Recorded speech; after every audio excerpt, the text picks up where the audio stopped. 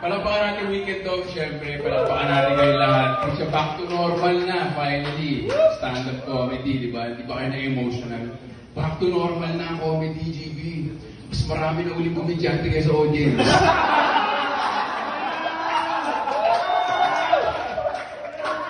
Everything is right in the world again.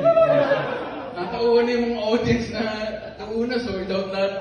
Oo, natauhan na sila eh. Parang, alam, hindi naman sila si Joko yan. Joko na lang ako. Sabi niya, Joseph. Ulang H. Marami yung galit sa buhay talaga. Wala namang masama kay Joko eh. Isa lang yung problema ko sa kanya eh. Pinoy rin eh, alam mo yun? Kasi bakit successful siya? 15,000 nanood sa kanya, 15,000. Tapos ito makikita mo, 6 lang kailangan natin pununin. Nakakainis din, nakakainis. Nakakainis din. So, I mean, just being, di ba kayo nainis na nakita niyo? Yeah, we sold out on a Wednesday. Oo! Di ba naisip yun? Hindi ka maintindihan yun, hindi siya nagtatagalog eh. Sorry, ginagalit ako sa kanya. Pero, wala, 15,000. Wala.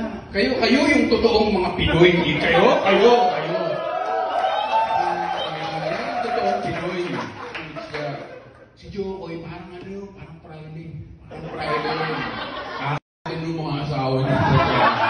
Hindi nyo yung patingin. Akala nyo mabait. Kaya yung mga mistizo, parang yung mga mistizo.